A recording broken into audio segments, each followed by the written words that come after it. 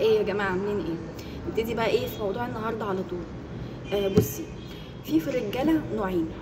نوع هتلاقيه بيحبك وبيحترمك جدا وبيحب نجاحك وبيقدر قيمتك قوي وبيحب ان انت دايما تبقي رافعه راسه وهيساعدك دايما ان انت تبقي ناجحه. النوع التاني بقى ما بيحبش الست تكون احسن منه، بيكون غيران منها وبيفضل يقلل من قيمتها وما بيحبهاش تكون ناجحه وتفضل تعلى تعلى تعلى وهو زي ما هو. لا بالعكس، هيفضل يقلل من قيمتها ويقول لها لا انت يعني شغلك مش حلو، انت هتفضلي مثلا زي ما انت كده، انت مش هتنجحي في اللي انت فيه.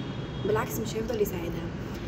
هنا بقى النقطة في الست، انت لو شخصية قوية واثقة من نفسك وعارفة انت بتعملي ايه مش هيهمك كلامه، تمام؟ والاهم انت تعرفي انت مختاره مين الراجل اللي انت هتعيشي معاه. انا بتكلم دلوقتي الستات المتجوزه او اللي هم داخلين مثلا البنات اللي هي مخطوبه. انا بكلم بقى زي ما بقول لكم دلوقتي البنات اللي هي مخطوبه وخلاص هتتجوز قريب، او اوريدي الستات المتجوزه. دلوقتي انت لو مختاره راجل كويس ومختاره شخصيه فاهمه ومتعلم مش هيقلل خالص من شأنك، بالعكس ده هيساعدك وهيقف في ظهرك وهيقولك اعملي ايه وسوي ايه وهيفهمك، تمام؟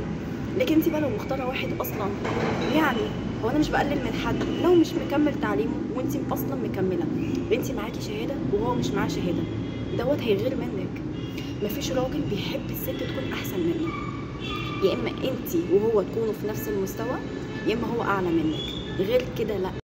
زي ما بقول لك كده مش كل الرجاله زي بعضها، بس الاكتر دلوقتي الاكتر هتلاقيه مش بيحب تكون الواحده احسن منه، مش هيحبك تكوني ناجحه، تمام؟ هيفضل دايما يقلل من شأنك.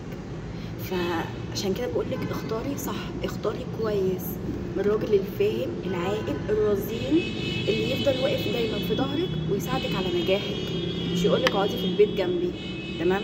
ودلوقتي بجد خلي بالك دلوقتي قليل جدا هتلاقي اللي بيساعدك وواقف في ظهرك ومكمل معاكي في نجاحك، غير كده لا، هيقولك اقعدي في البيت انت مش احسن مني بس.